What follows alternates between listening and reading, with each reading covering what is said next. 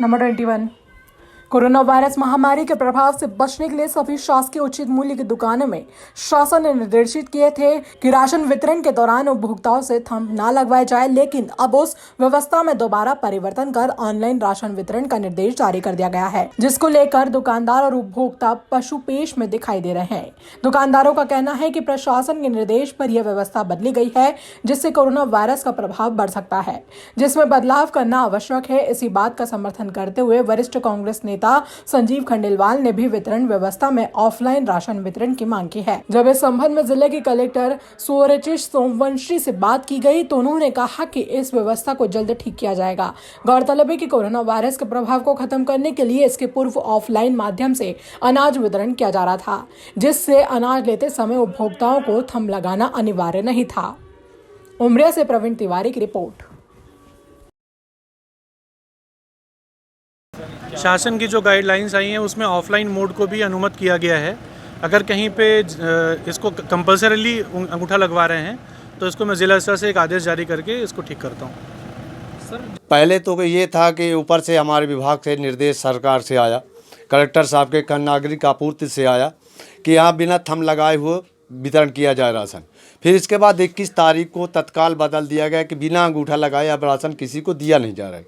इसलिए हमने लोगों ने फिर से अंगूठा लगवाना शुरू कर दिया।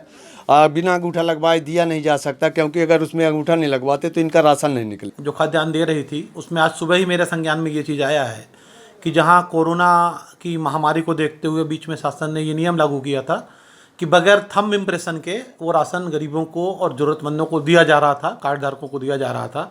लेकिन अभी वर्तमान समय में जो मुझे पता पड़ा है कि वास्तव में फिर से थंब इम्प्रेशन चालू कर दिया गया है। मेरा खास करके इस थंब इम्प्रेशन को लेकर ये कहना है, चूँकि कि जो कोरोना वायरस है आप सब जानते हैं ये टच से और एक दूसरे के संपर्क में आने से फैलता है। तो यदि ये नियम अभी लागू किया गया है तो ये इस वायरस को बढ़ाने की तरफ कदम होगा। शासन से मेरा निवेदन है कि अभी कुछ समय के लिए, जब तक जैसे 3 मई तक के लिए लॉकडाउन है की सीमा है, तब तक के लिए जो राशन वितरित किया जा रहा है वो विदाउट थंब इम्प्रेशन वितरित किया जाए।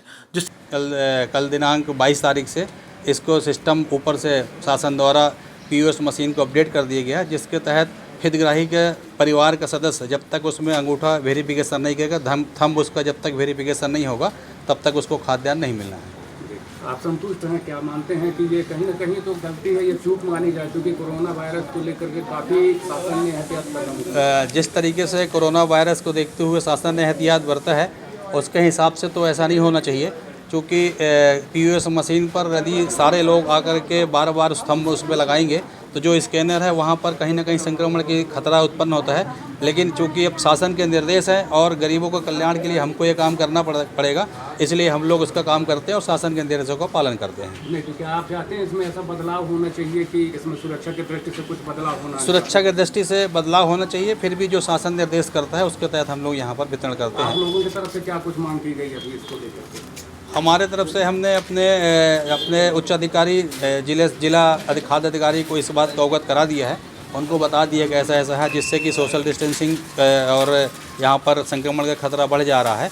तो उन्होंने कहा कि इस बात को हम ऊपर तक पहुँचा देंगे।